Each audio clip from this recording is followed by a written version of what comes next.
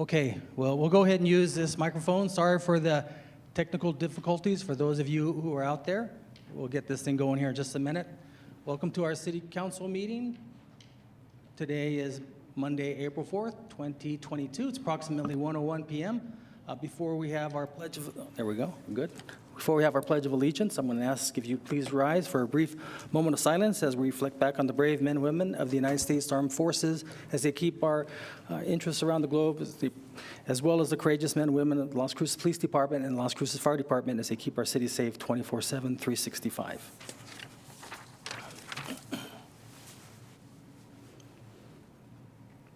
Mayor Pro Tem, if you join me in the pledge, please. I pledge allegiance to the flag of the United States of America and to the republic for which it stands, one nation, under God, indivisible, with liberty and justice for all. Thank you. Okay, we're going to have Jennifer Martinez from our communications office going to introduce our pets of the week.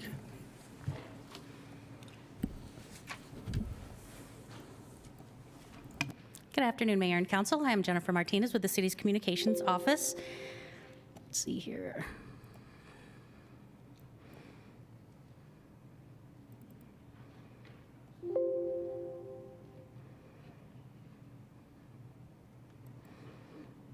I don't think it's going to let me open this.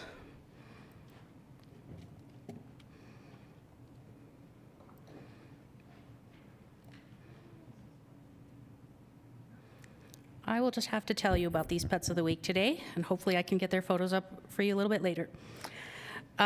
First of all, I'm going to start with Laszlo, which is a male cat. He is a little bit quiet. He likes gentle, sweet pets, and he does best in homes that match his very low energy. When he does spend a lot of time loafing around, you can entertain him with scratches behind the ear and at the base of his tail, and he does love all of the attention. And we do have a sweet girl named Dolce. She's almost 2 years old. She's a little shy with strangers, but once she gets to know you, she becomes as sweet as her name implies. This girl does not like other dogs, but she actually does like other dogs, but not very big on cats. She hopes for a family that likes to go on walks, and she may have a tendency to pull on the leash a little bit. She is crate trained and definitely looking for a forever home. And if you'd like a new cat or dog, you can visit the Animal Services Center of the Mesilla Valley. Call 382-0018 to make an appointment to visit. And for this entire month, all adoptions come at a cost of $50. I'll go ahead and put these photos up on Facebook, on the city's Facebook page, because obviously we can't see them right now. So hopefully if you are interested, you can get a chance and take a look there. Thank you, Mayor. Okay, thank you, Jennifer. Okay, next we're going to have our Jobs of the Week, and Dr. Francisco Payadas from our Economic Development Department will be presenting those. Good afternoon, Mr. Mayor and members of the City Council. For today's Jobs of the Week, we're going to be having an Airport Operations and Maintenance Technician. This is for the Las Cruces International Airport, LRU, and this is paying $18.77 per hour, and this position will be closing on the 18th of April of 2022. There's also an Environmental Restoration Supervisor, and this is with Navarro Research and Engineering Incorporated. This position is paying $37.01 to $48.07 per hour, depending on the experience, and this position will be closing on the 26th of June of 2022. We also have a position as a cook or site assistant, where this is with Adelante Development Center Incorporated, and this position is paying $11.50 an hour, and it will be closing on the 23rd of April of 2022.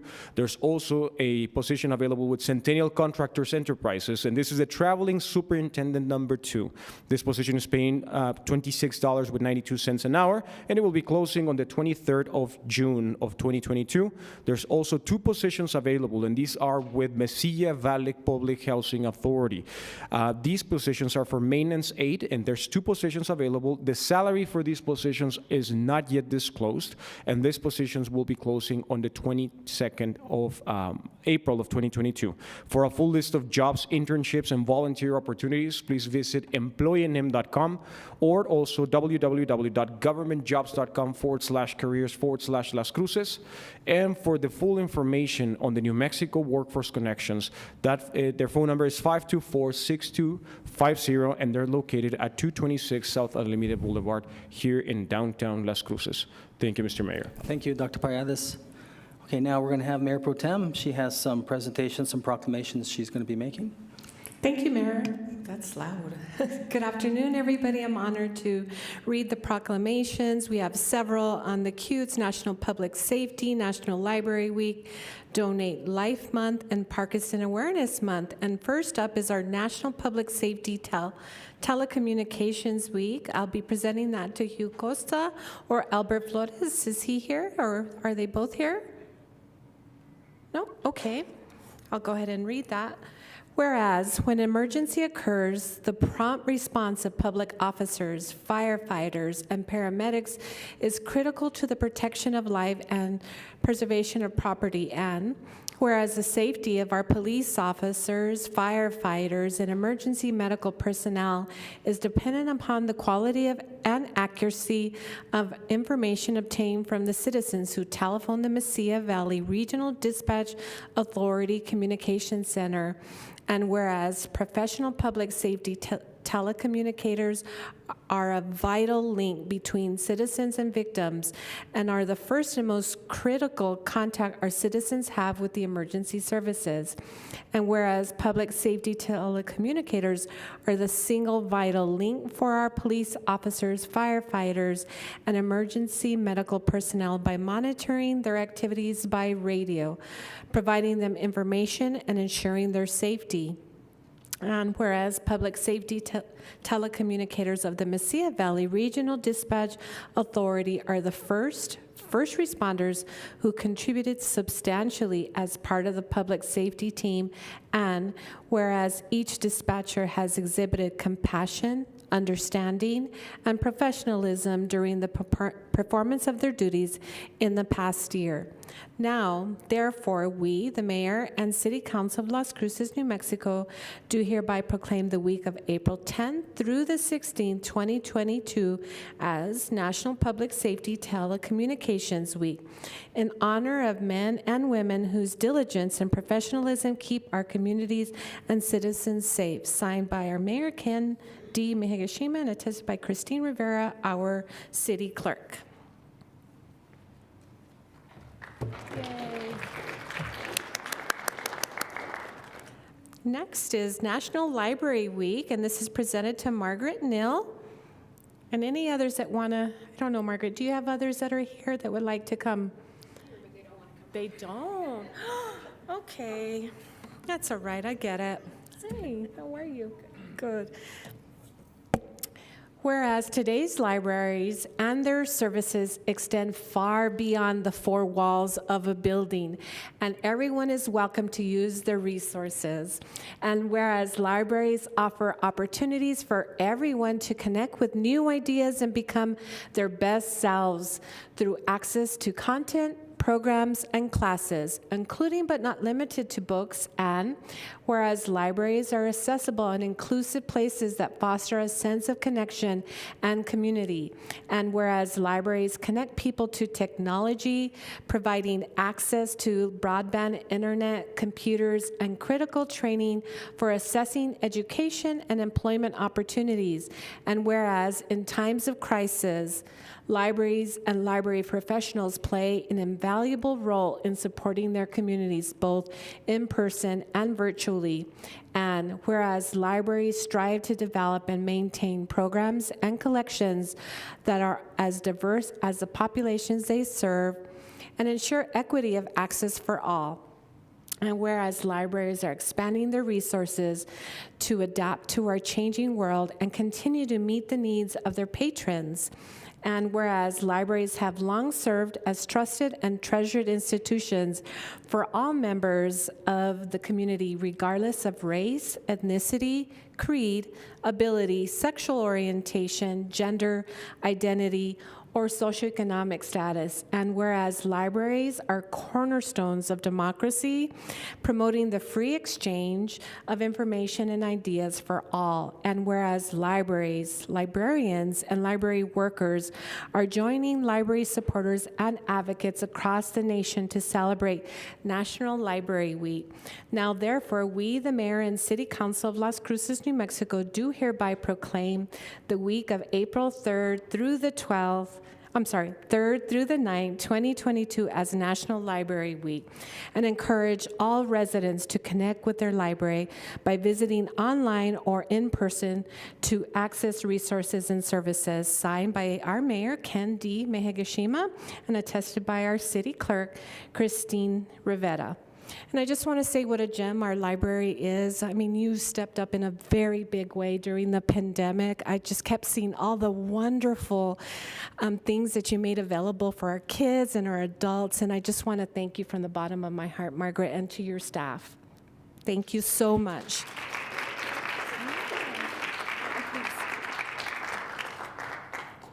Thank you. Oh, this is loud. I also wanted to thank my staff. We have been working really hard to provide services to the community, and we're continuing to evolve and provide new things every day.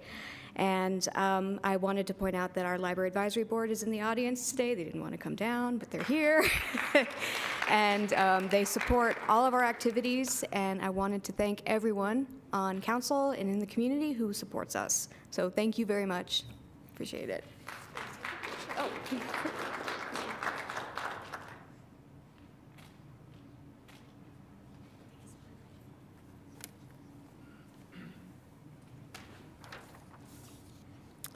Okay, next up is Donate Life Month, presented to, I think, Lupe Jimenez and Charlotte King. Are you here? If you would like to come up, that would be fabulous.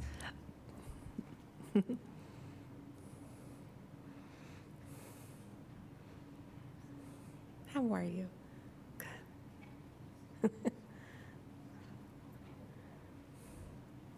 Hi, how are you? Good to see you. Yeah.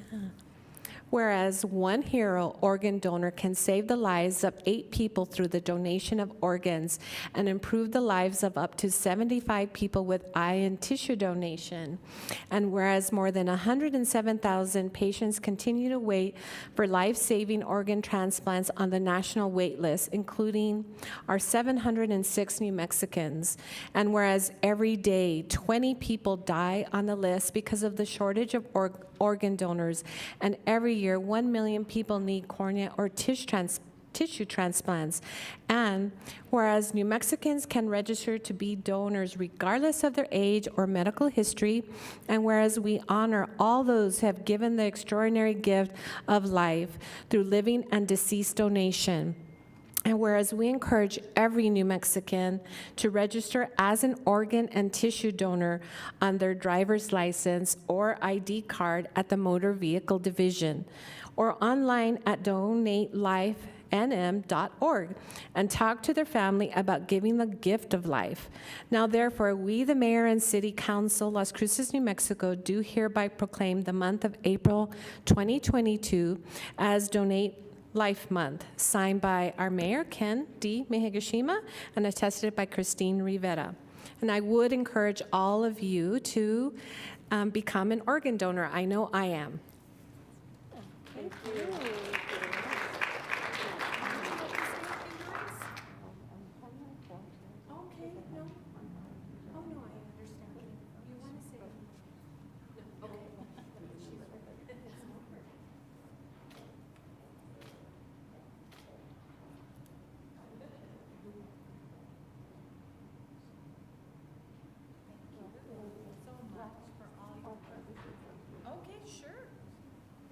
Would like to, oh, I'm sorry, but I've got real bad allergies right now, and that's why I'm still wearing my mask.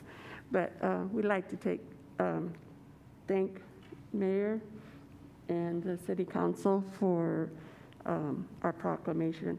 And it's very important for organ donation. So, and we have this year we'll be having our annual 15th annual car show for organ donation, so we can spread the word out. Thank you. Thank you so much. Thank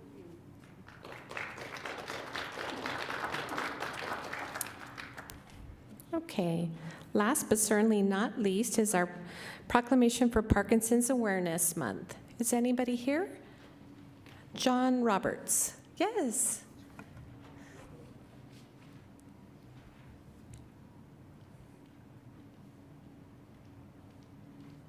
No. Whereas Parkinson's disease is a chronic progressive neurological disease and is the second most common neurodegenerative disease in the United States. There is an inadequate data on the incidence and prevalence of Parkinson's disease, but it's estimated that as many as 1 million Americans live with Parkinson's disease, with approximately 60,000 Americans diagnosed every year. And whereas it is estimated that the economic burden of Parkinson's disease to be nearly $25 billion per year in the United States. Medications alone cost an average of $2,500 a year, and therapeutic surgery can cost up to $100,000 per person. And whereas research suggests that cause of Parkinson's disease is a combination of genetic and environmental factors, but the exact cause and progression of the disease is still unknown. There is no objective test or biomarker for Parkinson's disease, and the rate of misdiagnosis can be high. And whereas the symptoms of Parkinson's disease vary from person to person and can include tremors, slowness of movement, and rigidity, difficulty with balance, swallowing, chewing, and speaking, cognitive impairment and dementia, mood disorders such as depression and anxiety, constipation, skin problems, and sleep difficulties. There is no cure, therapy, or drug to halt the progression of Parkinson's disease. However, daily exercise has proven to slow down the progression, and whereas local, regional, and state volunteers, researchers, and medical professionals are working to improve the quality of life of persons living with Parkinson's disease and their families. And whereas increased education and research is needed to find more effective treatments with fewer side effects and ultimately a cure for Parkinson's disease. Now, therefore, we, the Mayor and City Council of Las Cruces, New Mexico, do hereby proclaim the month of April 2022 as Parkinson's Awareness Month, signed by Ken D. Mehigashima, our Mayor, and attested by Christine Rivera, our City Clerk.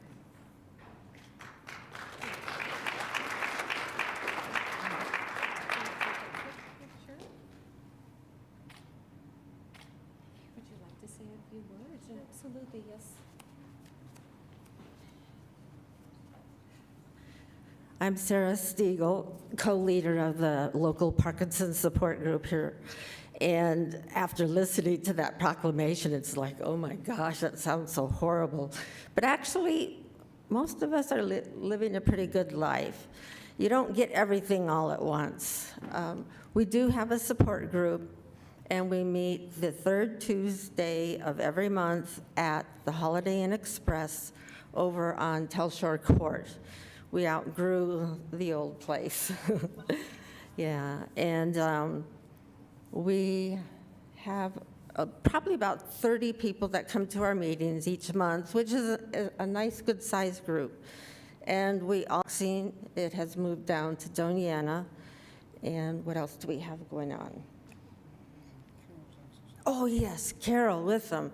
She is our certified medical exercise specialist, and she offers a twice-weekly class, Monday and Wednesday, from 10 o'clock to 11 at Northrise, in the Hallmark building. I guess it's called Genesis now, but that's where we meet. And it's nothing real strenuous. It's stretching and just special movements for people with Parkinson's.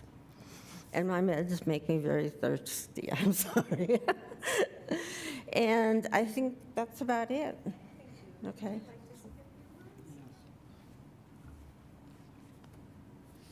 I'm John Roberts, and I was diagnosed in 2003 with Parkinson's. And my voice is not what it used to be, so please bear with me. But I've been doing this rock steady boxing for 2.5 years. And Austin Trout was the one who started it here in Las Cruces. And it's very, very beneficial.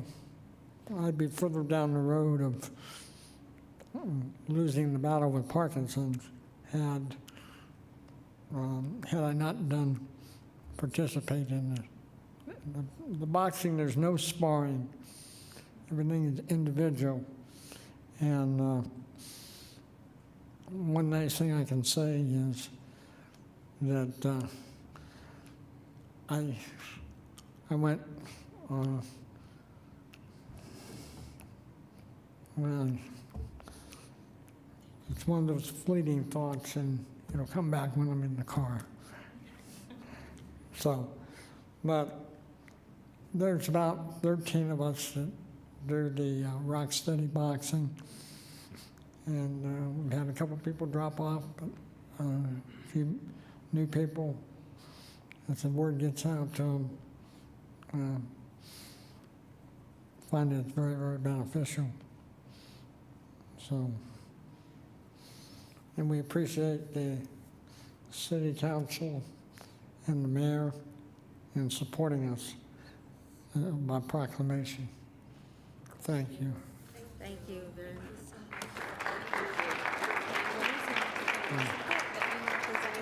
Thank you. Nice to, Appreciate it. yes, ma'am. That concludes our proclamations, Mayor. Thank you. Thank you, Mayor Pro Tem.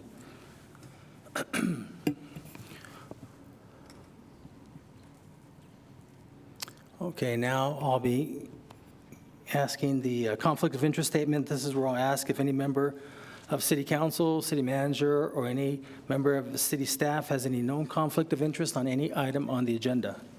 None. None. Graham. None, Flores. None, Gandara. Okay, seeing none. Now we're going to go to public participation. This is where members of the public can speak to council for a total of 7 minutes, 3 minutes for public participation, and 4 minutes for items that are on the agenda. If you wish to speak to something that's on the agenda now, we ask that you wait until the agenda item comes forward. But if you need to leave and you want to say a couple words, most likely council won't be able to respond to you. So I usually start on my left, and I usually start on the first row, which there are none. Second row is staff. No one third row. Fourth row looks like staff. No one fifth row. Sixth row, I don't know, is that staff next to you, Sergio? Seventh row. Eighth row, yes, ma'am. Yes, yes, please. Yes, ma'am.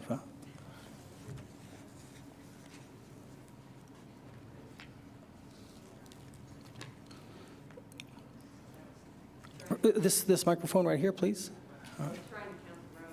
Oh, well, yeah, I'm just guessing.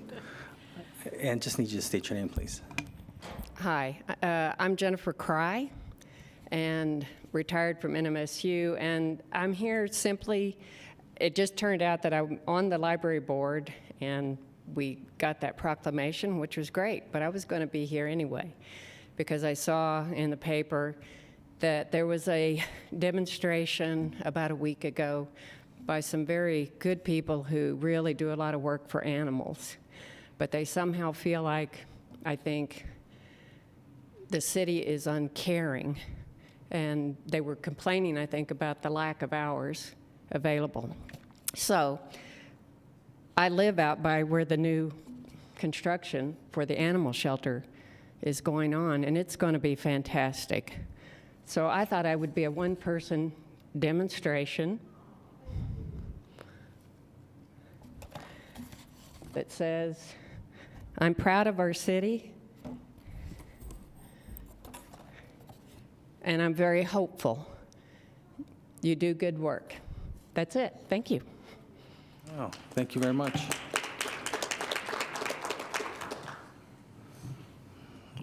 Okay, anybody else on my left? Okay, so I'll go to my right, row 3. Yes, please, yes. Alan, yeah. Mayor May, Agashima, City Councilors. My name is Alan Downs, and I'm here to thank you for your past and future participation at Public Regulation Commission. Excuse me, Alan, can you lift the microphone up a little bit so we can... I'm sorry. There you go.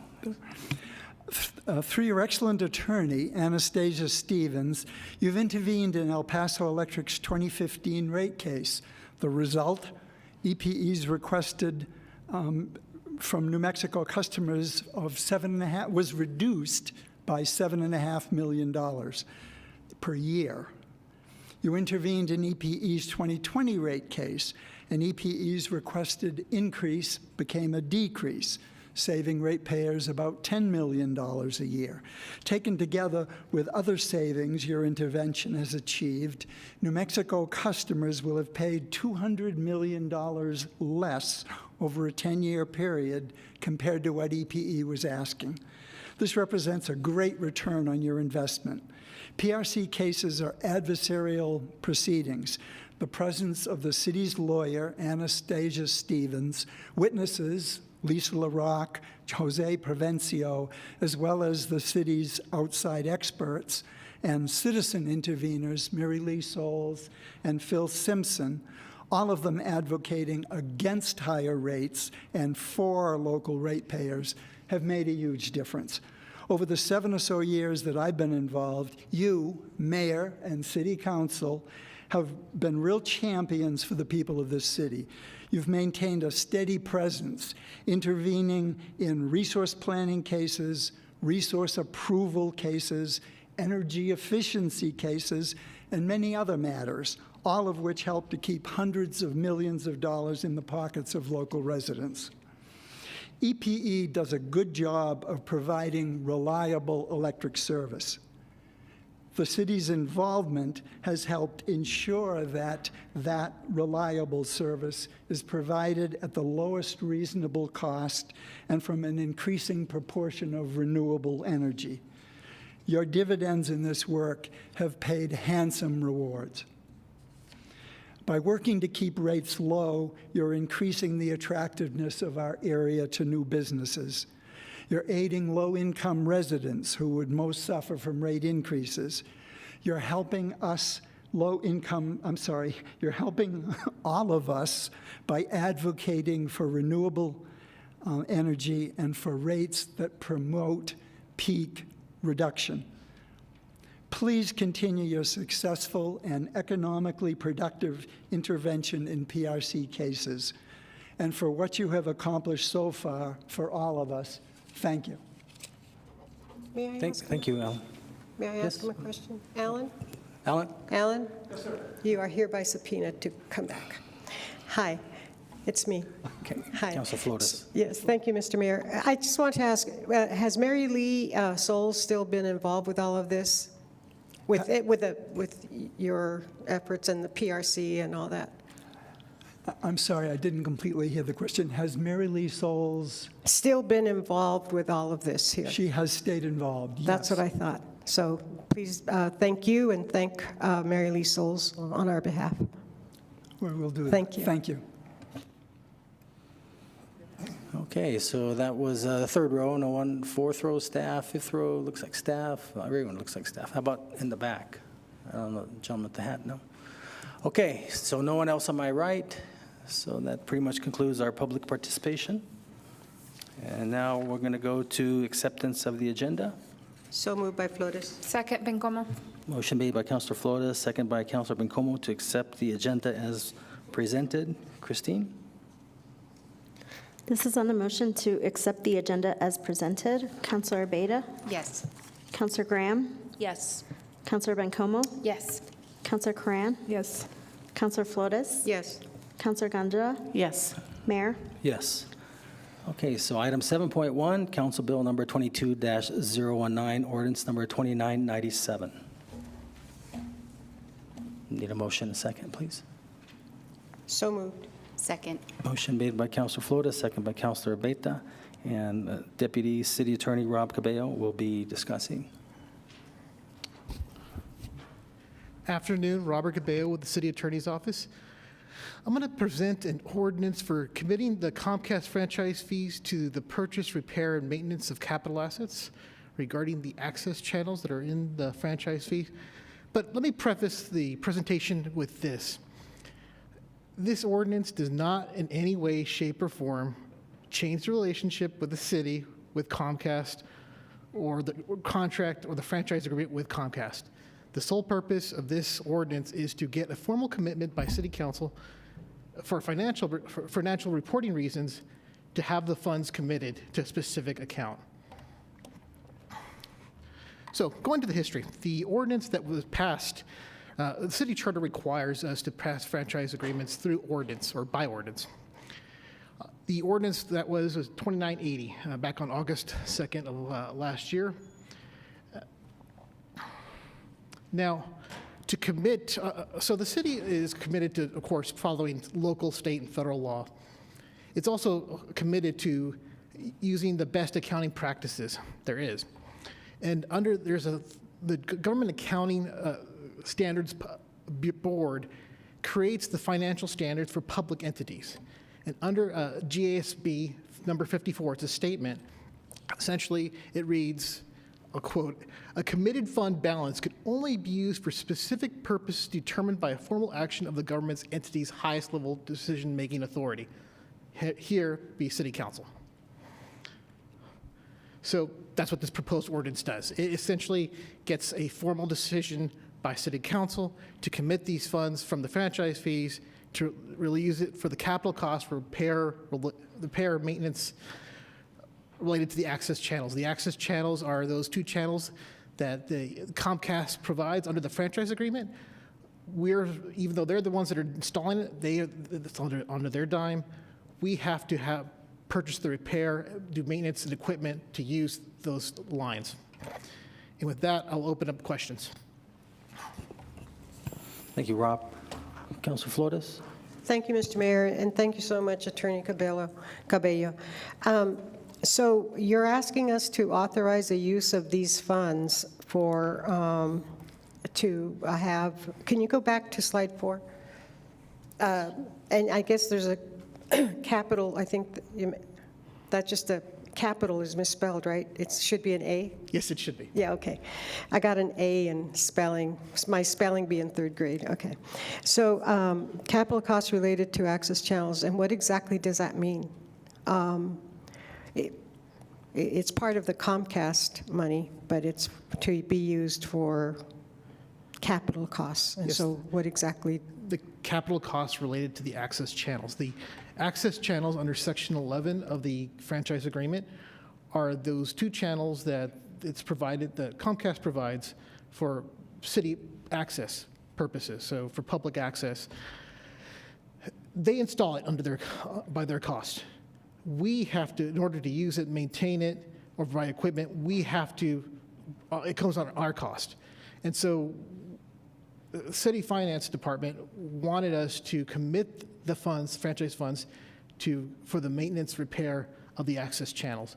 In order to do that under a committed fund, under the best accounting standards, we have to get a formal decision by City Council to do that. So if you didn't get that, what were those funds doing before? I have no idea. I mean, so I'm just curious how, if we were to vote no, what would happen to that money? And isn't part of having this work, the Comcast franchise work, shouldn't that be built in, that an access to channels is a given in a contract? Because that's a purpose, right? So that's why I ask questions, because, Well, I'll say this. If we don't pass it, we could possibly have a finding, a violation on our ACFR, which is essentially what plays CAFR, the annual yes. comprehensive financial report, but I'll go ahead and pass it to our city treasurer. Oh, okay. Good. Oh, sorry, comptroller. Good afternoon, Josie Trevino, Comptroller. So if you do not approve this, therefore it would just go to the general fund, and then it could be used for any purpose. What we're doing today is you've already approved the revenues coming in. Yes. Now you need to approve to commit the funds just for this purpose as outlined in the contract. The contract between the city and Comcast? Correct. Okay. I guess what I'm asking is, it seems like that would be a built-in service or a built-in process to what we're paying for, but we pay for the capital aspects of this agreement, whatever capital aspects there are in obtaining this service. So what you did is, on Ordinance 2980, you approved the contract. The only thing we didn't do is commit the funds. So if you don't commit the funds, then they would just go to the general fund. but we don't want them in the general fund. We want them in a special revenue, which is just to be used for the sole purpose of the purchase, repair, and maintenance of capital assets. Yeah. But Mr. Trevino, then why wasn't that part of the original approval? Let me try to jump in real quick, Counselor. I think this was when we negotiated with COMCAST. That Yes. They were going to also include an additional fees, which it is. Yes. And I think what this money is going to be used for is for high definition on our channel, on our city channel. That's what I was told, because that's why we had new, different lighting put in, so it's a little bit brighter. Okay, is so my that's understanding. what you were told, but I wasn't. Okay, well. And it isn't anywhere. I understand. So that's why I'm asking. Actually, Maybe we were told? Well, all of us were told maybe about a year ago. Oh, well, I who's don't going to know if you remember a year ago? I can't even Okay. remember what I had for But lunch. I believe that's what it was, and so Okay. with this new Is- franchise fee, these funds are coming in, and it's just like anything else, we have to approve spending it. Okay, I fully understand. I understood it by what Ms. Trevino said, so, and thank you, Mr. Mayor. Thank you, Ms. Trevino, and thank you, Attorney Cabello. Okay. Perdón, Cabello. Anyone else? Questions, council, about members of the public? Okay, seeing none. Christine? This is on the motion to approve Ordinance 2997. Counselor Abeyta? Yes. Counselor Graham? Yes. Counselor Bencomo? Yes. Counselor Coran? Yes. Counselor Flores? Yes. Counselor Gandara? Yes. Mayor? Yes. Okay, next item is 7.2, Council Bill Number 22-020, Ordinance Number 2998. So moved. Gandara. Second, Abeyta. Okay, motion made by Mayor Pro Tem Gandara, second by Councilor Abeyta. And Elizabeth Teeters will be discussing. I also understand, Elizabeth, you wanted to suspend the rules and discuss item 7.3 at the same time? Good afternoon, Mayor and City Council. Yes. Okay, so if that's okay, then we'll need a motion and a second to discuss item 7.2, which is Council Bill 22-020, Ordinance Number 2998, and 7.3, Council Bill Number 22-021, Ordinance 2999, concurrently. So I just So need a moved by Flores. Second, Abeyta. motion made by Councilor Flores, second by Councilor Beta, to discuss items 7.2 and 7.3 concurrently. Christine? This is on the motion to suspend the rules to listen to items 7.2 and 7.3 concurrently. Counselor Abeyta? Yes. Counselor Graham? Yes. Counselor Bencomo? Yes. Counselor Coran? Yes. Counselor Flores? Yes. Counselor Gandara? Yes. Mayor? Yes. Okay, Elizabeth. All right. My name is Elizabeth Teeters, and I am going to be talking to you about the Artico cold storage project going on at the industrial park. We're going to start with the land sale to Keras Acquisitions. The property we are discussing is 11.2 acres.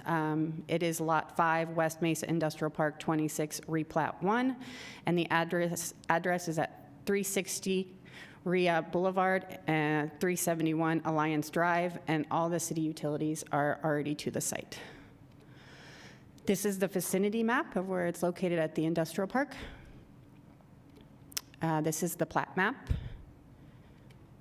This is the ground view, and then this is the view from the street of the property. The proposed sale, we had 2 appraisals come in, and the offer and negotiated price was $375,200, and the closing costs are being split. So the benefits of this sale, it aligns with the strategic plan goals of the city, economic development, and Elevate Las Cruces. It is city-owned industrial park properties absorbed for development and productive use. The buyer is to develop new building facility within 5 years, and it's a transfer of property to tax tolls. And then moving on to the LEDA portion of this project. So LEDA is the Local Economic Development Act. It is an economic development tool used in the state of New Mexico. It assists expanding or relocating businesses that stimulate economic growth, have significant community impact and support, increase wages and provide job creation, and promote significant new private capital investment. The use of LEADA funds can be for purchase, lease, construct, improve, or acquire land, buildings, or infrastructure, public works improvements essential to the location or expansion, and reimbursement. It's on a reimbursement basis. So this business, this is Artico Cold Storage. So they plan to build a public refrigerated warehouse. They're going to be offering cold storage and related logistics services. They are purchasing the property at the industrial park. They plan to build a 120,000 square foot facility and estimate business operations by September of 2023. So this is their first project. It aligns with the City Council's strategic plan, Elevate Las Cruces, and the Economic Development Strategic Plan, and it is one of our targeted industries. They plan to hire 60 full-time employees and invest $29 million in land acquisition, building, and equipment. The state will be contributing $600,000 to this project, and the city's LEADA amount is $281,400 and a forgivable lien. The city will be the fiscal agent for this project, and the 60 full-time jobs have to be created by December 31st of 26. Some additional incentives that are being considered are JTIP, Wage Plus, we have offered up to $84,000, and then an industrial revenue bond, which will be coming back to council at a later date. So the difference between a forgivable lien and just a cash reimbursement. So we've put a lien on the property, and these are the benchmarks you generally see in the PPA. And instead of them getting $70,000, $70,000 will be taken off the lien that they own on the land in this case. So there are three benchmarks that are being asked for by the city. It starts with the certificate of occupancy, and if they've incurred LEADA eligible expenses and they're current with all their reporting. And then it goes on from there. The jobs, the 60 jobs, you can see they plan to hire local, and the wages range from $17 an hour all the way up to $60. When you break it down further, a majority of the jobs are at $17 an hour and $29 an hour. And before we go on, I just want to say that this is a very exciting project for the city. We've been working on this since late 2020, and we've created great partnerships with Artico to make this happen. And this is going to be the first freestanding building at the industrial park since 2016. So this is a big win for the city, and we're really excited. We do have staff here to talk about the land sale if there are questions. There is also representation from Artico, Movida, and the Economic Development Department, the State Economic Development Department. And with that, I stand for questions. Thanks, Elizabeth. I know Devin looks like he raised his hand, but let me just see if council has any questions here.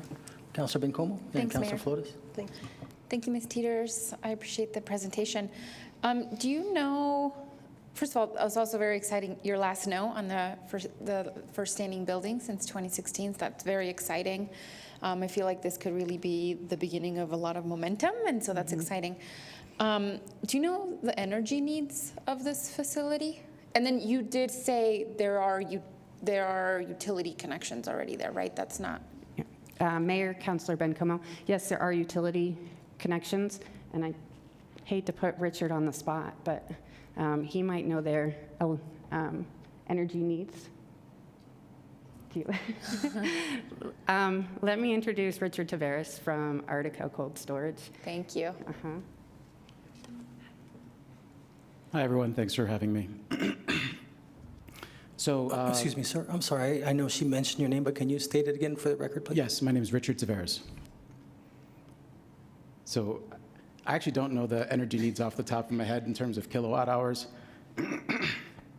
What I will say is that we plan to build as efficient of a building as possible, and it is actually my goal to install solar on the roof to ensure to leverage all of the natural resources we have available here in Las Cruces. One facility we operate, just as a frame of reference, in Chicago, which is a 50-plus-year-old building, spends about $800,000 in energy and other utilities. But that's a very inefficient building, and that's 225,000 square feet, whereas this facility will have a footprint of about 120,000 square feet. So just to give you a relative frame of reference. But the goal will be to offset as much of our utility expenditures by solar.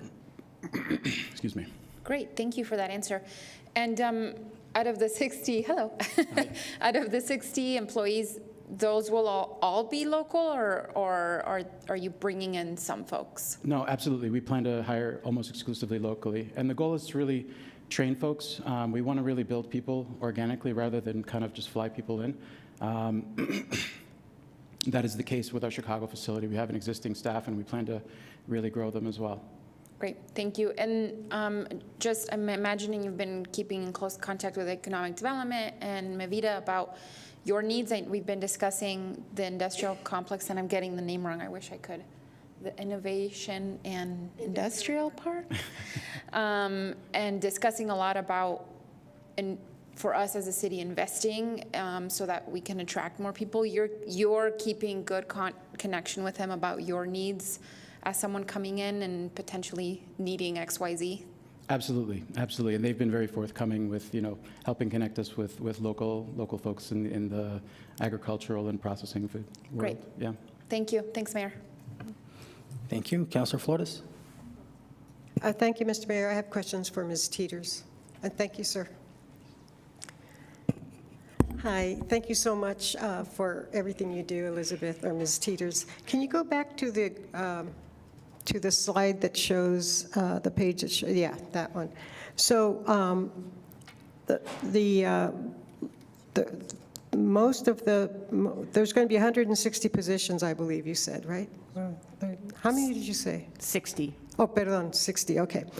Yeah, I was going to say 160, no, I put a 1 there. So most of them are going to be $17 an hour, which is like $2 above the New Mexico minimum wage. And then, wait a minute, wasn't there one position that pays a lot more than $60,000?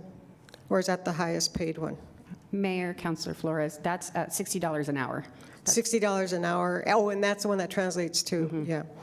So, and then there's also on-the-job training that you mentioned, sir. And so my question has always been, when there's any kind of movement out there, and it is going to hopefully draw from our local population, bus service out there, that sort of stuff, is there any kind of coordination going on with our bus service? And because that's a question I asked when Sapoto was expanding in terms of getting our population of workers out there. And then the hours, are they going to be 8 to 5, or is it going to be, are you going to have swing shift, graveyard, and daytime shifts, or what are the, and then of course to accommodate transportation. So those are the questions I have.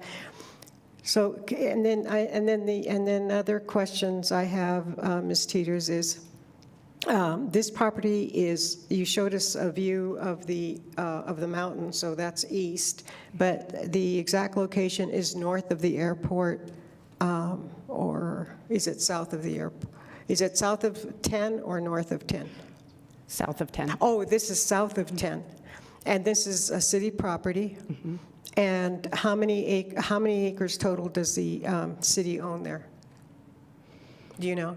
Mayor, City Council, I think it's around 700 acres. The mayor probably knows. Okay.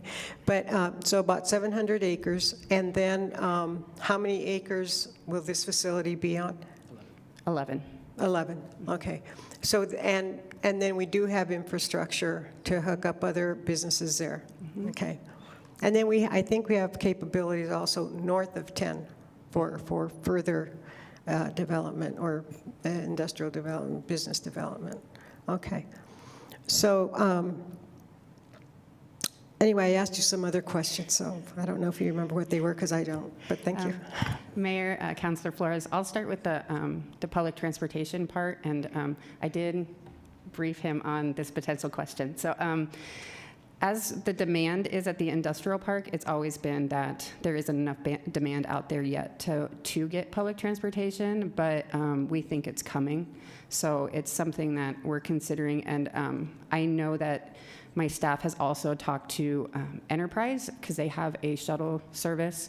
So there have been discussions with the businesses out there, but it's the public transportation part of it. It's just the demand isn't there yet. And the on-the-job training, what kind of jobs are the employees, the workers there going to be trained for? Are they going to be trained with transferable skills where they can go to other businesses that might be paying more for the same job? Or will you be training people for management positions, positions that are really, what's the word, upward bound? So as you can see in the graph, the majority of the employment is in one sort of band, and those are primarily warehouse workers, so forklift operators, packers, et cetera. The goal ultimately will be to grow people that have the potential and talent to have capabilities to, for example, progress into management. As a startup, Artico really wants to grow its footprint. So to the extent that we find a warehouse worker that can become a manager that then can maybe go on to a different location of ours and really grow the business in that way, that's something that we would very much welcome. But the goal would be to grow people organically and develop skills that are ideally transferable. Okay, and the reason I was asking that question is because when 37 jobs, which is more than half of the workforce, are making essentially close to minimum wage, well, 43 total actually, and there aren't a lot of the positions that pay a lot more are pretty. One thing I will say though, negligible in terms of what's the on-the-job training going to do? Where are they going to go? I'll say that these numbers were submitted several, like a while ago.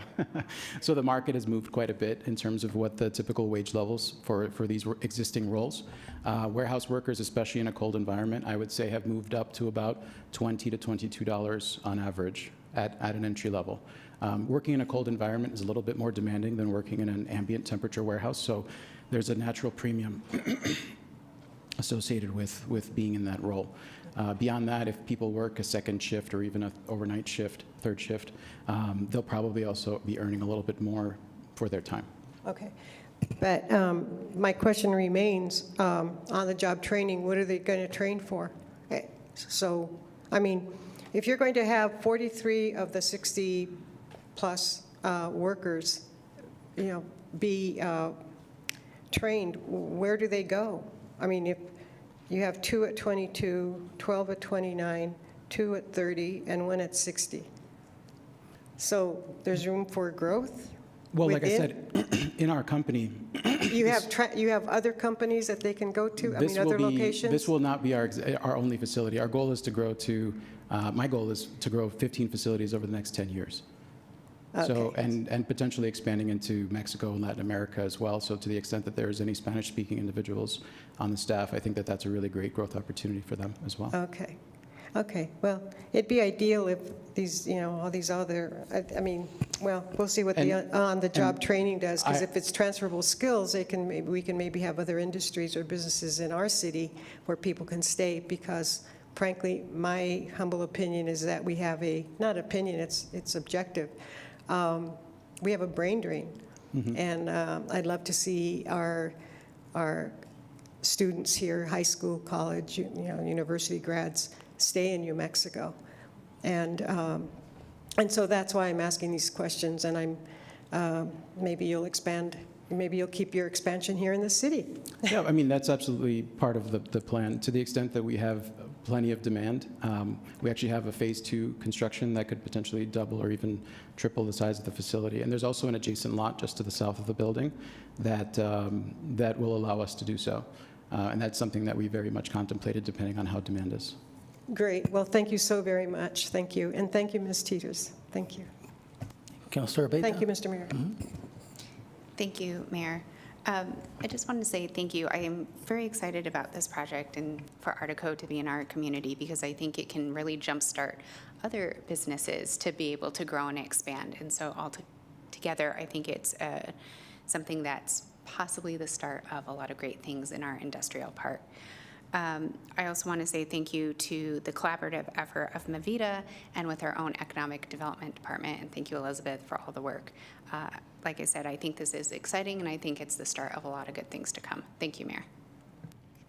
Thank you. Councilor Bencomo. Thanks, Mayor.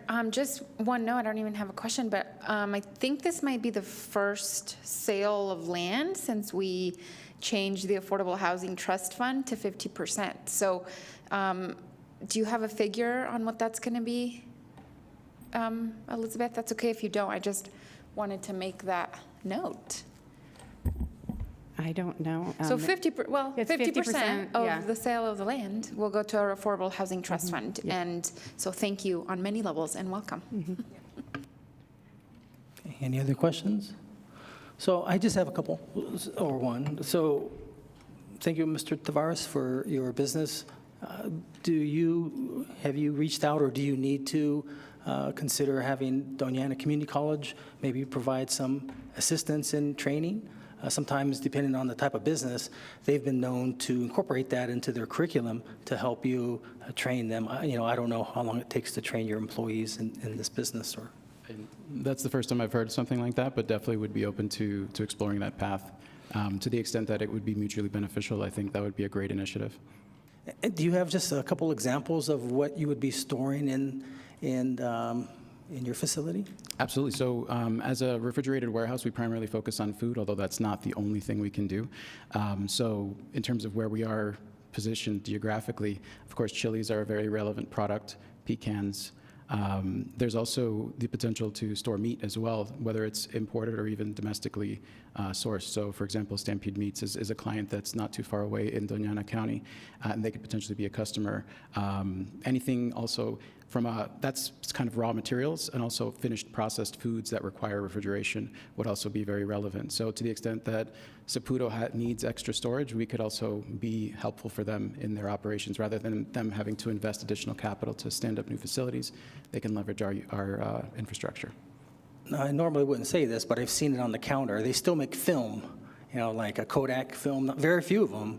But have you ever considered storing film in there? That could very well work. One thing I'll highlight is that our operating temperature ranges does limit what we can do. We have kind of freezer and refrigerator temperatures. Some people have always asked me, oh, can you do pharma? Well, pharma is typically more on the cryo temperature, super sub-zero. That's not us. We're primarily food and other related products. And you might be shocked by this, but in our facility in Chicago, we even have a pallet of human hair, which was done for a research experiment. But anything that needs to stay fresh, we can handle it. And as long as they require, food-safe environment, very high quality standards, that's what we can do. Sounds good. And congratulations on the wages that you're offering here are very good. So, thank you. Yeah. Questions from public? Okay. Seeing none? Oh, we have a motion, a second on the first one, so that that's good. And then we'll also need when we get past that, we need a motion, a second on the second one. So the first one, we do have a motion by Mayor Pro Tem and Councilor Beta, and that's on 7.2, Council Bill 22-020, ordinance number 2998. Yeah. So on this one, Christine? This is on the motion to approve ordinance 2998. Councilor Beta? Yes. Councilor Graham? Yes. Councilor Bencomo? Yes. Councilor Curran? Yes. Councilor Flores? Yes. Councilor Gandara? Yes. Mayor? Yes. Okay, now on 7.3, Council Bill number 22-021, ordinance number 2999. I'll need a motion and a second, please. So moved, Beta. Second, Graham. Motion made by Councilor Beta, second by Councilor Graham. And so for purposes of discussion, do you have any questions on this? I saw Davin in the audience. Davin, did you have something you'd like to say? It's not often that we get the big boss showing up, so. Thank you, Mayor and City Councilors. Davin Lopez with Mesilla Valley Economic Development Alliance. A few things, if I could say, if you don't mind. First, it was really a collaborative effort from the city, the state, and Mavita. It's always healthy and I think good to see when we all come together and to make a project like this, especially a $27 million investment that's taken place here in the city, provides immediate returns in terms of just new GRT that's being created, and of course a win for all the new jobs that are going to take place. Adding a little bit of color, and if I could maybe address what I envision as kind of the future of the industrial park with respect to this project, and this might go to Councilor Flores' question. Number one, with respect to cold storage, we view cold storage as really critical infrastructure to help grow our food processing and value-added ag industry. It's a must-have in terms of not only logistics and transportation, but it's part of the network of infrastructure that's really needed. And so we encourage more of this, and as it relates to growth for employees and transferable skill sets, what we are seeing right now in the food and beverage industry is really unprecedented in terms of the amounts of investments they're making nowadays. For many years, the food and beverage industry sat on the sideline. They did not make investments for many years. And now they're seeing, because of post-COVID conditions and the need for more localized food, localized mean things don't come from one facility in one part of the country anymore. It's a series of different facilities located from the East Coast to the West Coast and everything in between.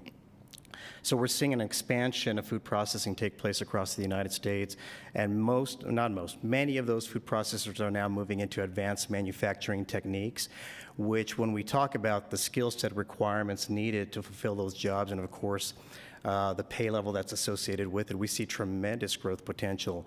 And this region really being a traditional ag location, Aggie Research, NMSU being a traditional ag college, I think this fits perfectly into that and building that vision of what can become here in Las Cruces.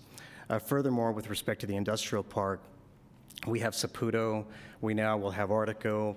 We're seeing growing interest by food processing companies looking at the area. I think we could potentially turn that park into a, not completely dedicated to food processing, but one that really becomes an attractive location for future locations of those types of companies. So with that, I'll stand for any questions myself, but we welcome Artico to Las Cruces and wish them all the success in the world. Thank you. Don't leave yet, Davin. I have a question I want to ask you, your opinion, but I want to open up to my colleagues first. You have any questions to ask, Davin?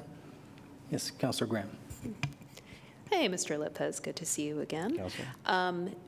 Less of a question, more of a confirmation, I guess. I think that historically New Mexico is often in a position of growing food that is then exported to other states for processing, for distribution.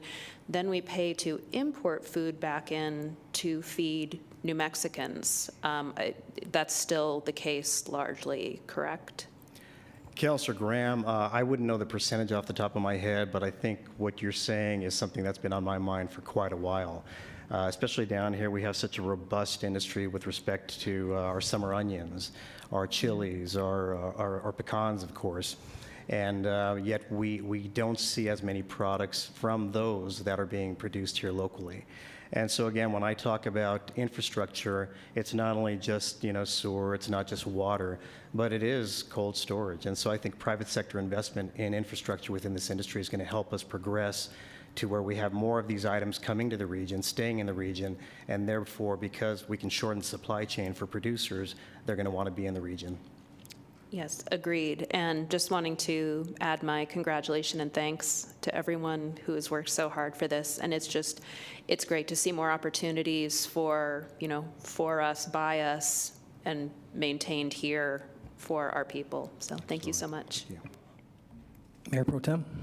Thank you. Thank you, Elizabeth and Dr. Bayares, Davin. Welcome to New Mexico.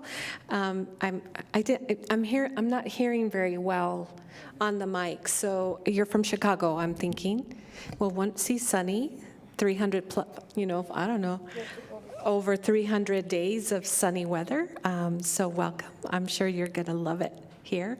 I want to lift up Councilor Graham's confirmation statement. I think it is a really important one, and I would recommend Dr. Bayares and his staff did a leakage study a couple of years ago that was excellent, and that was presented to council. If you're not familiar, that it's available, and I'm wondering if maybe the percentages, or Dr. Bayares can come speak to it, but ag was one of the ones that they had identified in the leakage study, and quite frankly, I know that staff is working on really digging in and trying to identify what those issues are more specifically. So thank you, Councilor Graham, for bringing that up. I think it's an important comment.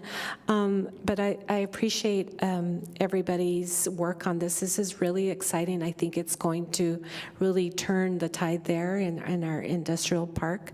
Davin, I appreciate all the work. And those are all my comments, Mayor. Thank you. Okay, anyone else before I ask Davin? So Davin, I was looking up some information because I thought this would ideally, and yes, again, thank you very much, Mr. Tavares, for what you're doing. I'm bringing the business here, but I thought this would be a great place to do a community solar for business, right? So I'm Googling and I'm looking at this, and it says that in order for us to do community solar in New Mexico, it has to be at 200 megawatt capacity. So I'm thinking, well, how much is 200 megawatts? I always joke with Rico. I said, I need to know in terms of hair dryers, right? So he's not here. So I looked it up, and it said 100 megawatts is equivalent to 16,000 homes. So the 200, that's almost impossible to get to. I think, my opinion, my question to you, because I can't tell this to a council, so I'm asking you, what do you think if we were to ask the legislature to expand the definition of community solar to include business and reduce the number of megawatt capacity? Because if we could get that whole area, if you recall years ago on Paso Electric, for a short period of time, I don't know if you were director back then, but this was about before the recession hit in 2008. For a small time period, they lowered the rate, maybe 5 or 10% for that area only. And so what made me think is this would be great for community solar, but it would be really more for business. And if we could get all those business areas there in the future, we can lower Mr. Tavares and others, Saputo's electric bill, and we could use community solar there. So my question to you is, what do you think about that? No, I think it's, Mayor and City Councilors, I think it's a great idea. In fact, the City Manager, Ifo, and I and Elizabeth have talked about the industrial park specifically for the purposes of making it really a solar-driven park for the purposes of attracting the companies, especially nowadays. A lot of companies they're inspired and motivated by identifying how they can integrate renewables into their operations. I never thought about it from the community solar perspective, but I will say we have some amazing assets around the industrial park. Just south of the industrial park, we have the only BLM solar zone in New Mexico. It's one of 13 around the United States where the BLM has agreed to work with companies in terms of deploying solar in those locations. We have the Afton transmission line that's being built from Arizona to the Afton station. And that is really to deliver solar power back and forth between our two states. And so that meets up very closely with that BLM designated land. All we need is transmission going from that land into the industrial park, and we could start serving those clients tomorrow, quite frankly. And if that were the case, we were able to then market the industrial park in a whole unique way. There's not a whole lot of, I'd have to do the research, but I'm going to guess there's not a whole lot of industrial parks out there that can really market themselves to a very large percentage of solar energy being provided to the clients of those parks, and that'd be a great marketing tool as well. Yeah, I think that might be something for us to look at.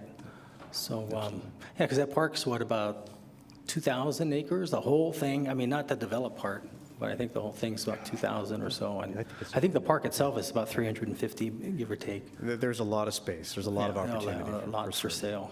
You want to buy some more land? Just kidding. They may, so. Yeah. Very good. Okay, well, thank you. I appreciate that. Thank you all. I appreciate it.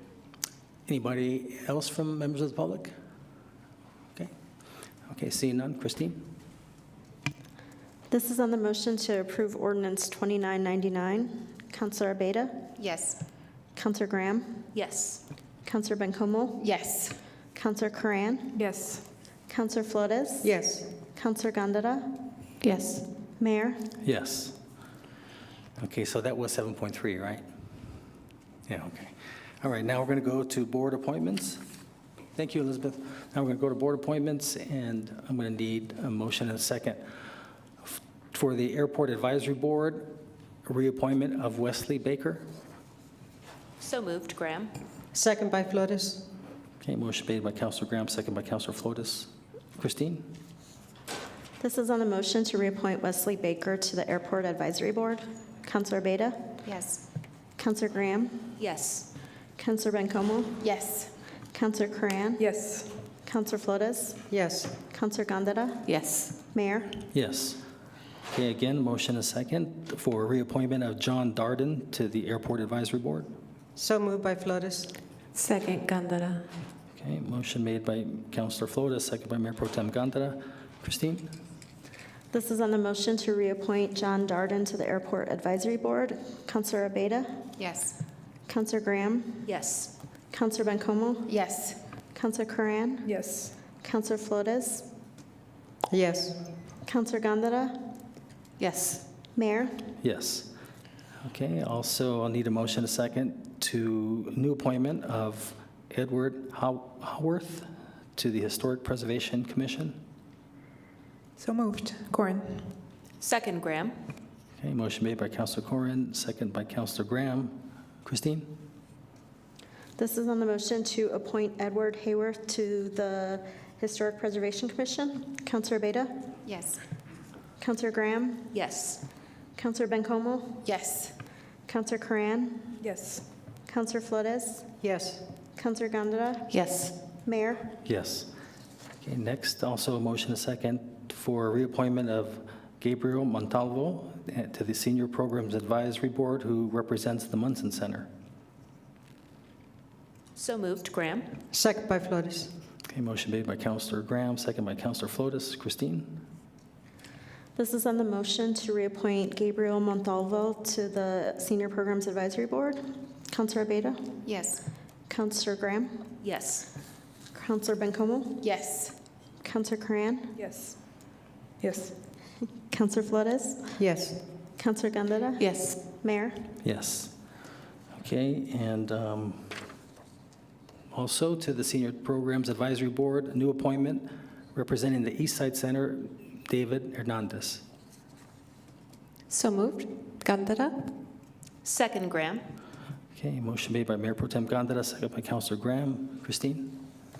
This is on the motion to appoint David Hernandez to the Senior Programs Advisory Board. Councillor Abeyta? Yes. Councillor Graham? Yes. Councillor Bencomo? Yes. Councillor Curran? Yes. Councillor Flores? Yes. Councillor Gandara? Yes. Mayor? Yes. Okay, there are no proposed ordinances. So now we're going to go to City Council member board reports and comment.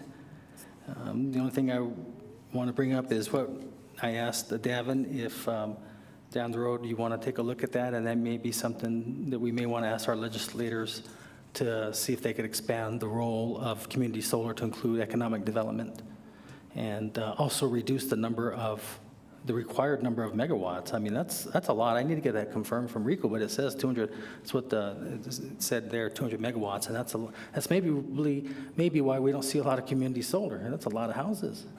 Yeah. Okay. That's all I have. Mayor Pro Tem. Thank you, Mayor. I wanted to send my condolences to the family of Marilyn Ziegler.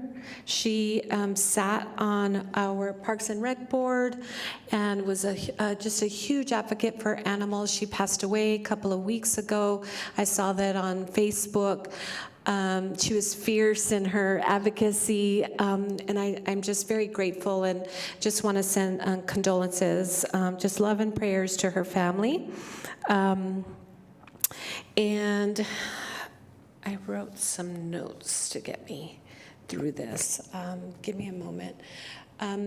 A special thanks to Carla Walton and my student Paris Rubio. We had a great meeting with the public, very specific to my district and the Tree Streets areas, and the introduction of Lift Las Cruces.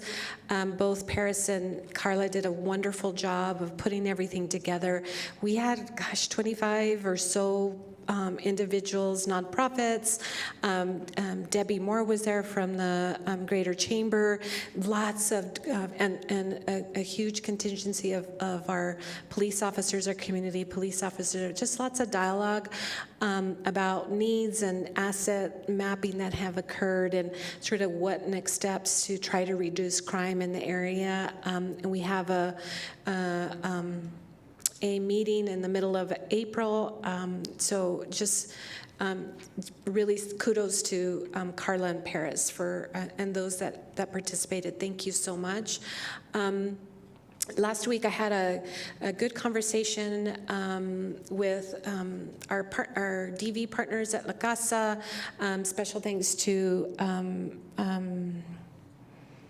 our city attorney for inviting me to the meeting specific to our internal policy on how we handle domestic violence and preparing, you know, a small sort of team to help that individual that is experiencing domestic violence, but really getting us to think about safety as it relates to that within the office at the City Hall. And so I'd like to encourage Mr. Peely to look at emergency plans specific to how we address safety in City Hall, and that might look like, you know, plans so when there's a lockdown that council is aware of that, because we're coming in and out, but not always familiar with what's happening, the day-to-day functions in City Hall. And so I feel very strongly about coming up with a safety protocol very specific to City Hall, our employees, but council and being a part of that. I don't think we have one. I know that Councilor Abeyta sits with our emergency management team that should be talking a lot about emergencies and safety, and when we have things not just pandemic and endemic, but you know, we should be doing tabletop activities and such, and I just want to make sure that if there is a plan out there, council needs to be aware of that. I think we really need to look at security and specific to active shooters and such, but very specific to domestic violence.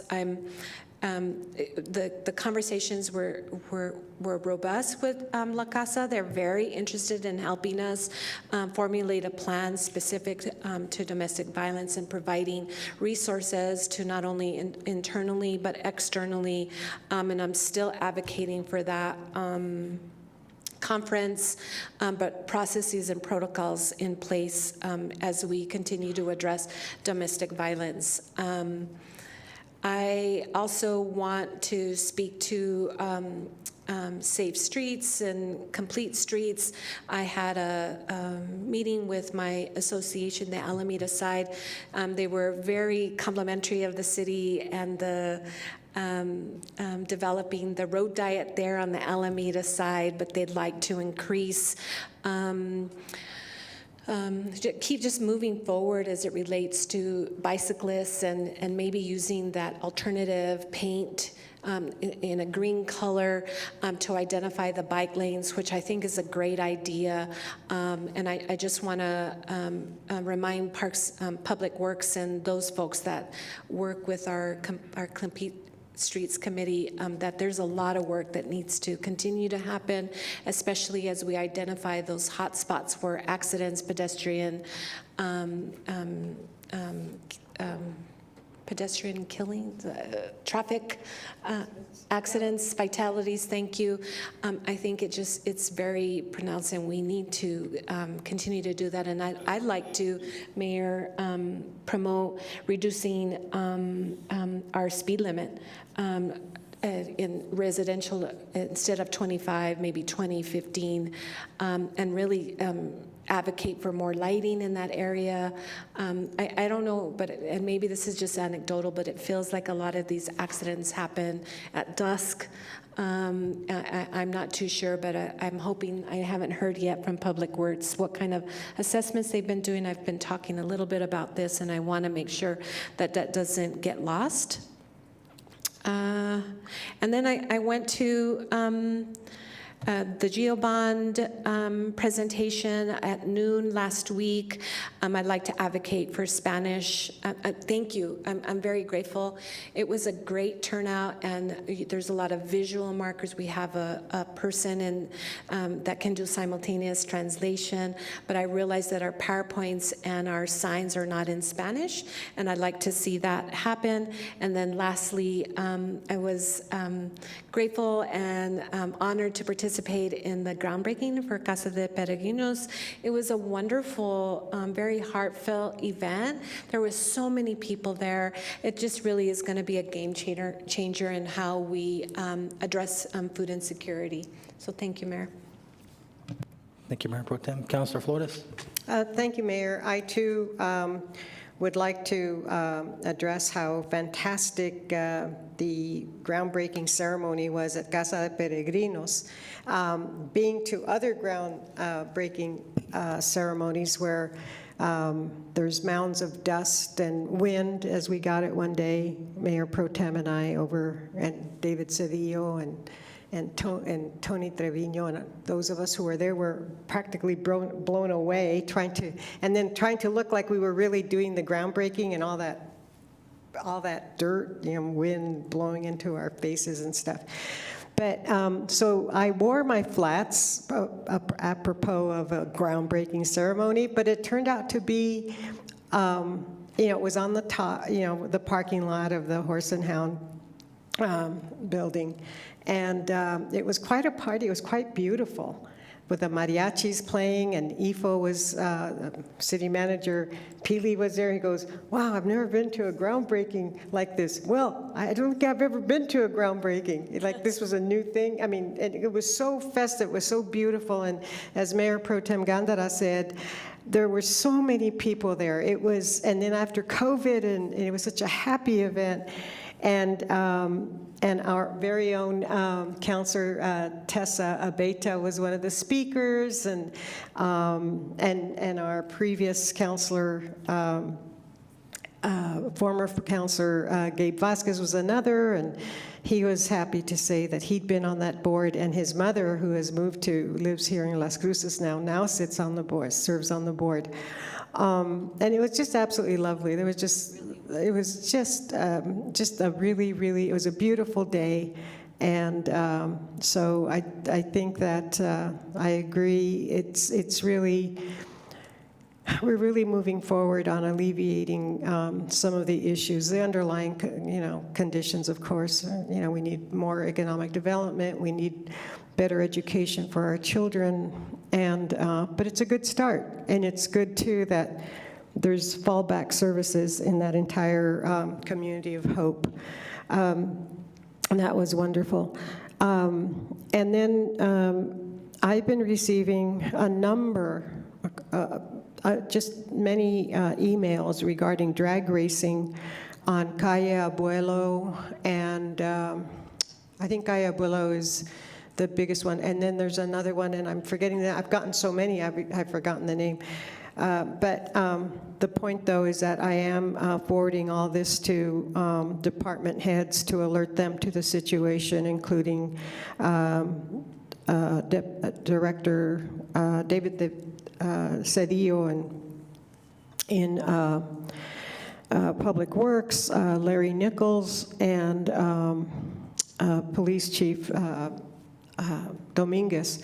And it seems, and I've had a couple of other issues come up insofar as zoning goes, and it looks like we might have to revisit some of our ordinances, and because it looks like speed bumps are not permitted anymore. I've seen some that are not those old speed bumps that can just knock the axle out of your car, or whatever the undercarriage is called. But it looks like we have to look at ways to slow down traffic. And of course, that has to do with complete streets too. And without a doubt, Calle Abuelo, and then there was that other one, and I think maybe Director Nichols or Director Cedillo remember. But the point, though, is that the wider the street is, the more susceptible and more inviting it is to do the drag racing. There's just really, really horrible drag racing on Friday and Saturday nights. It starts at dusk and it ends, and it just goes on till all hours of the night. And then there's also so there's the drag racing, and then the loud mufflers and all that sort of stuff. And I don't know if our law enforcement officers have the capacity to be monitoring all of that. Mr. Cedillo has come up with a solution. There was a request to put signs up in lieu of speed bumps. But, you know, there are different things that after, this is my fifth year, into my fifth year on city council, and it's amazing how you look at things and you think, okay, all right, and then something isn't working, and then you realize you have to do a whole ordinance to change it.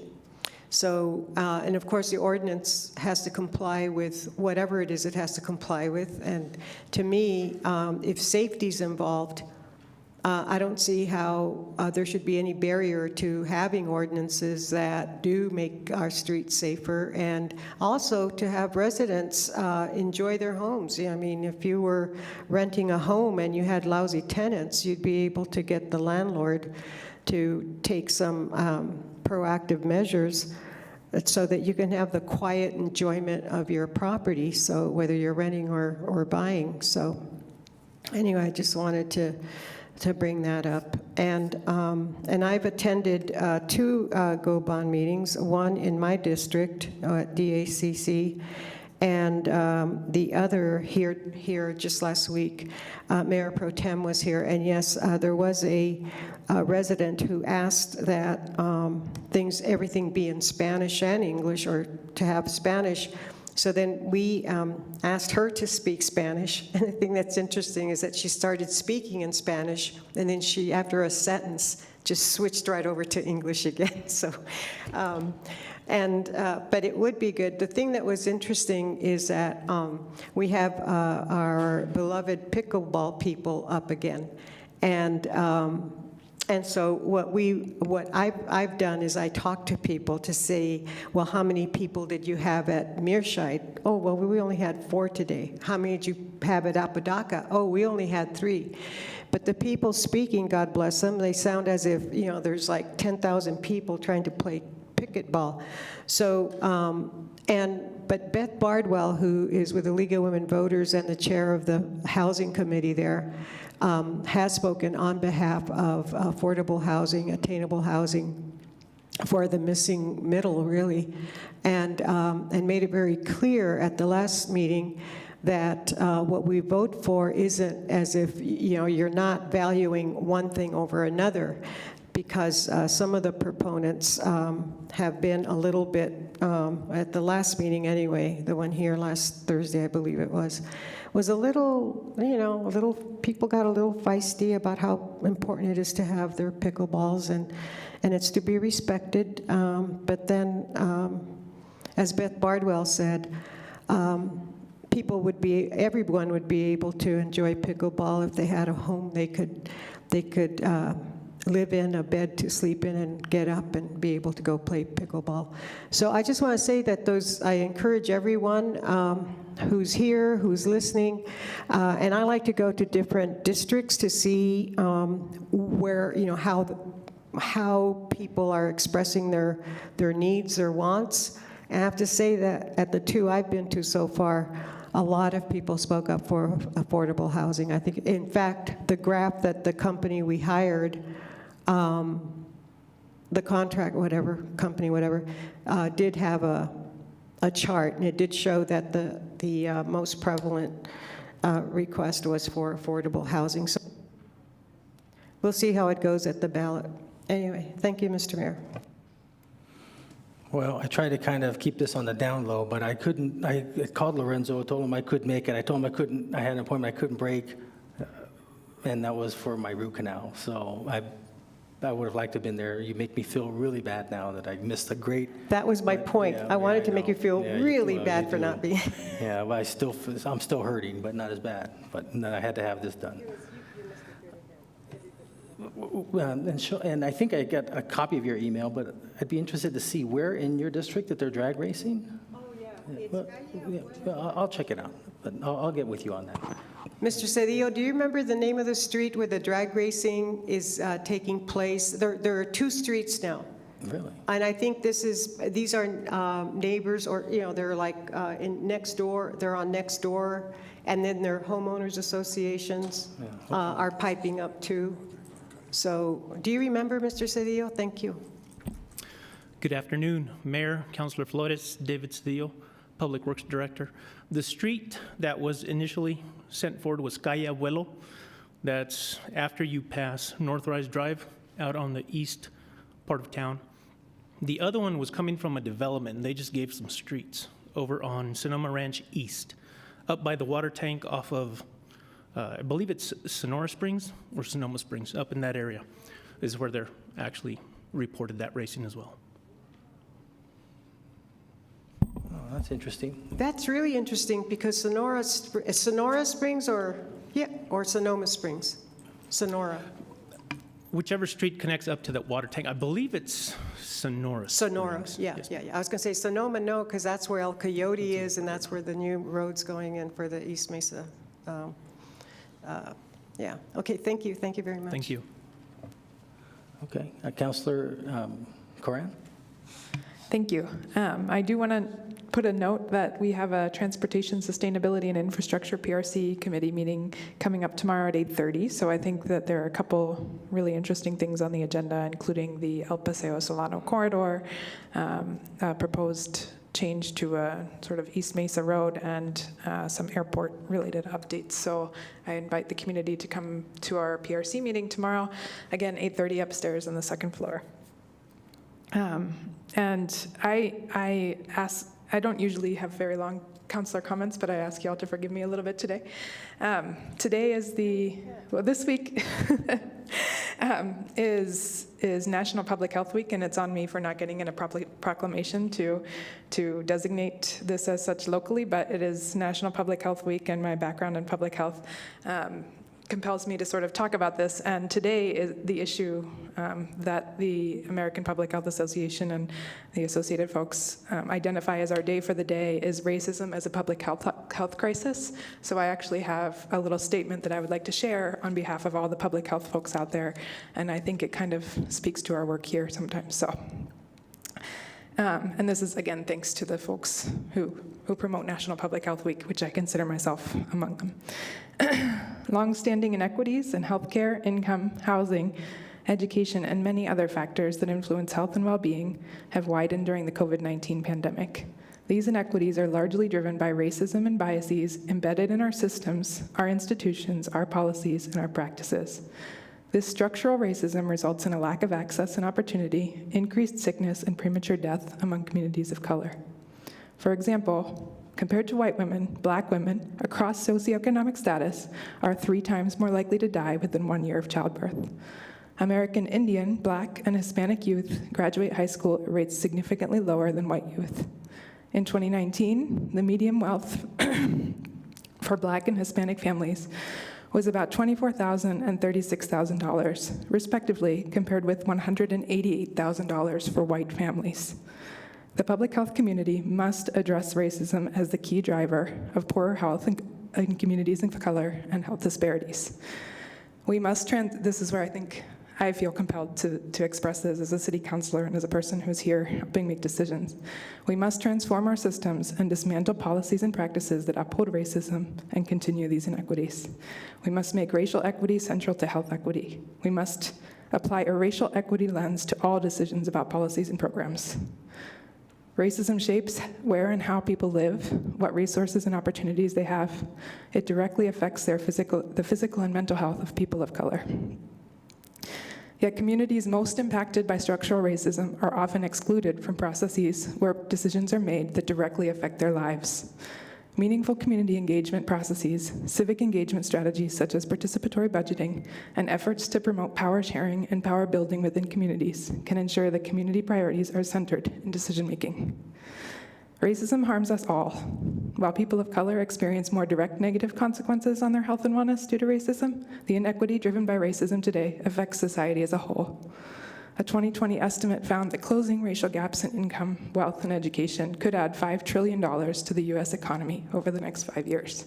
So I read this as a public health person, but also I'm kind of putting it out there as a plea and a standard by which I hope we can all live up to. So thank you, Mayor. Thank you, Councilor. Councilor Bencomo? Thanks, Mayor. I don't have too many things today. April is also Fair Housing Month, so maybe we can. It's also my birthday month, so it's critically important, both of those. I just have a couple of things. I wanted to just give a huge shout out to the cannabis industry. I actually just saw the latest report on the Sun News. There's actually the total revenue over the weekend was $5.2 million, 3.5 of that being recreational adult use, the rest being medical, but $5.2 million over the weekend. And, you know, I think there's a lot of fear and uncertainty about the cannabis industry, and that all of a sudden there's gonna be all these high people on the street. The reality is that people have been using cannabis for a long time, under shadow, under prohibition. I don't, you know, now it's legal. People can go to a store just like I go to a store to buy shoes. People can go buy cannabis. And I hope that people are giving this a chance. It's obviously going to be incredible for our state in terms of tax revenue. And so I'm very excited, and I just wanted to give that statistic. So $5.2 million over the weekend is really incredible. And honestly, I have two asks. One, I know that we've been talking when she left already with Leanne about a Tell Shore Fund retreat, and I really want to see that on our calendar, on our schedule. Speaking of Casa de Peregrinos, I know for a long time those agencies on that campus have been asking to be a line item in our budget instead of having to ask for grant dollars every year, for them to be a line item, which frankly is something I will advocate for. And so that made me think of that, given that I also was sad to miss it. So I'd like to see that scheduled. And then the other thing, very real that the pandemic is still going on. We still have to be very aware of new variants. The reality, though, is that for me and my family, the exhaustion of the pandemic is not there as much as it was in 2020. That's the reality for my family, and I don't want to assume anything about my colleagues, but I would imagine it's similar to you. And the reality is that a lot of people in our community are still experiencing the financial and health consequences of the pandemic from 2 years ago, and we're sitting on millions of dollars of relief money. And to me, that's peak privilege. And I really want to see that ARPA, those ARPA funds come back to us soon to make a decision, Mayor. If not in April, then certainly in May. But that's something I really want to see back on our agenda as soon as possible, or urgently, so that we can get those dollars out to the people that need it the most. Thank you. Thank you. Councilor Graham? Thank you, Mayor. It's kind of great being most of the way down the line here, because no matter what I think I'm going to say when I come in, my brilliant colleagues give me things to add to it. To that end, to Mayor Pro Tem's excellent comments on safety, I'm representing the council on the Local Emergency Planning Committee. We're meeting on Wednesday, and I will absolutely bring what you said here forward. I think it was excellent and something that I've also discussed with Mr. Peely in the past, so please know that that'll be marked in my notes.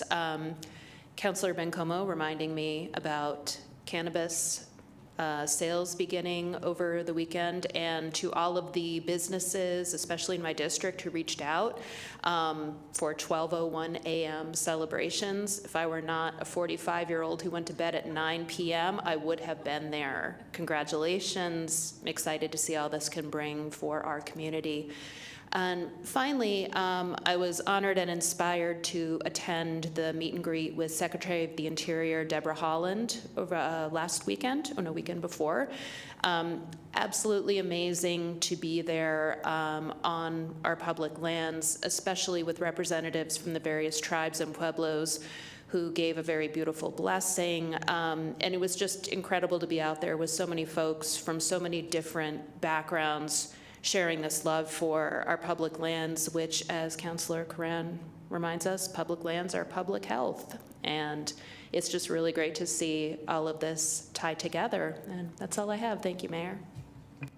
Thank you. Councilor Beta. Thank you, Mayor. First off, we had a quality of life meeting about almost 2 weeks ago now, where we did see the first introduction of some of the considerations for the noise ordinance and that of the UTVs. One item that I think of note when it comes to the noise ordinance, it does seem like there is a need for at least one of the measuring devices, and I'm forgetting the exact name of it, but at least one to kind of, yeah, at least I think it would be beneficial to have at least one so that the officers can test it out. I think their noise can be subjective, and while there are different ways to measure, and we saw a nice chart by Mr. Ruiz on what considers is loud, sometimes that what can be considered as a nuisance is subjective. And so having one of these instruments would be really beneficial, and should this come forward for everybody, that would be something that I think we would want to make sure that we have a budget item, at least for funding, to purchase these equipment items for it.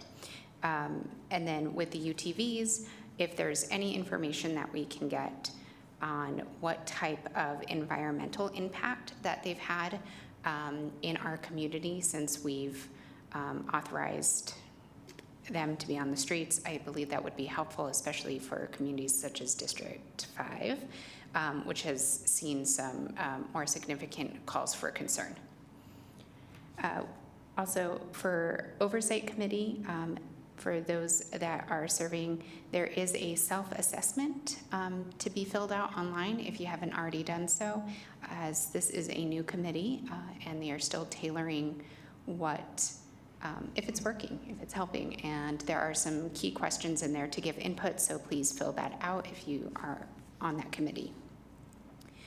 I'd like to thank Officer Corey Winland with Codes, who took me out within my district a couple weeks ago too, so we got to see a little bit of the issues that were pertinent to my area, but then we also went into District 3 a little bit too, since a lot of our concerns are very much the same in a lot of the issues, so I really appreciate him taking the time to take me out there.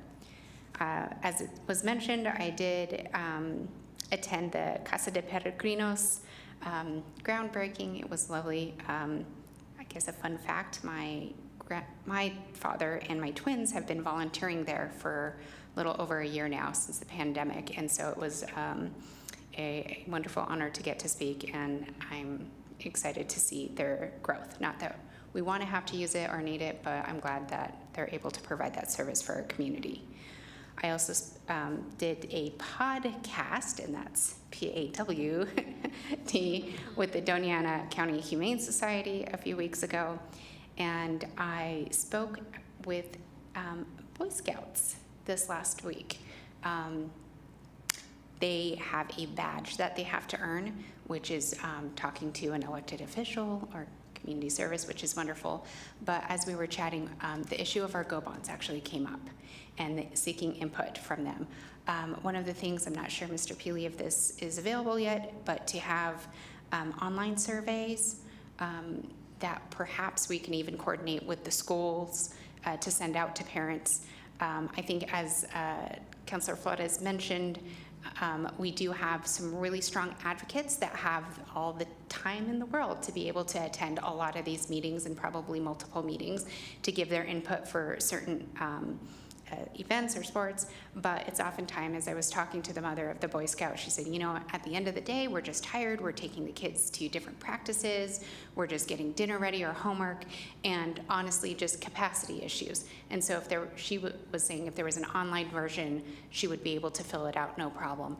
And she mentioned that she felt that there was a gap, especially for older children, and programming for those, I would say, like the 13 plus. And so she said she wished that there was items, especially for teens in the evening, Fridays and Saturdays, that went a little bit later. So, and that's all I have today. Thank you. Thank you, Councilor. Okay, Ifo, City Manager's report. Thank you, Mayor and Council. If I can just go through some notes from what council has brought up, just because it's top of mind, and I just want to, before I forget, so just some of the things that were requested. So we will have an OEM work session on May 23rd. That'll talk about the emergency planning. Stephen Lopez will be presenting. It was also mentioned about the Great American Shakeout that's planned for October October of this year. And I don't want to steal his thunder. I'm sure Stephen Lopez will present that as well. But just in reference to some of the emergency planning that we have, we also, staff is also planning to run drills. Facilities is proposing an Everbridge system that will send mass notification for to communicate to employees and residents as well. And then there is an active shooter training that police provides, and I think it's time we provide that again. I think it's time we do an active shooter training as discussed with DC Brock. We've also been notified that from police that Calle Abuelo, there is a project that LCPD is on right now, that they're acting on that. And then the ARPA schedule is, so next Monday, our work session, we will be bringing back the process, and then we'll outline the next steps there. But we'll have a meeting on ARPA next week. I believe that's I guess some of the responses that we have, and of course, anything that the council requests, we are taking notes, and we'll follow up as we get information. And then some of the information, again, just wanted to follow up.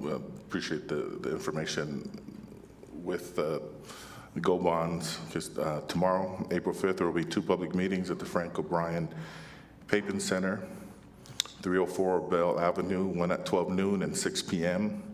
We're encouraging families and youth to attend these meetings.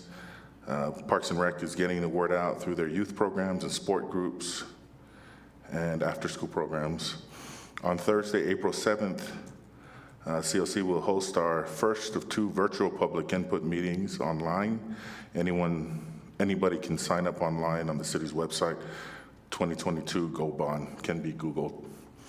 We expect the Go Bond survey to be released into the community later this week that will help us grasp a better picture of the community's desire for Go Bond projects. Staff will push this on social media and in the local media to ensure that residents are aware and can have their voice be heard. And then an announcement from our housing, and I'll go ahead and read. Really excited to announce this. The Housing and Neighborhood Services section of Economic Development is pleased to announce that the public-private partnership with Chelsea Investments for the Three Sisters Affordable Housing Project has received a preliminary commitment of federal low-income housing tax credit from the New Mexico Mortgage Finance Authority. The council's proactive effort in leveraging $2.4 million in local dollars is slated to bring 70 units and an additional $15 million in investment to Las Cruces. The Three Sisters Apartments is slated to start construction in late 2022, early 2023 upon final award approval in May. So I think that is worthy for a clap as well. I believe that's all I have, Mayor. Thank you. Mr. Mayor, may I ask Mr. Peely a question? Mr. Peely, where is that located, the Three Sisters apartment? Or the three, whatever? Where are they located? And do you have the address?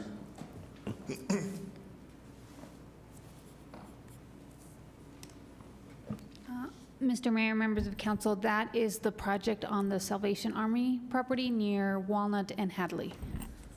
Okay. And that is Councilor Graham's district.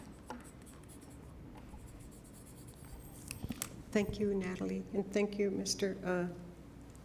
Peely. And I have a question. I have a question regarding ARPA, which you brought up. Have the city councilors been provided with the final interim report from the Treasury Department? The 406 pages, I think it is. Have we been provided with that, each one of us?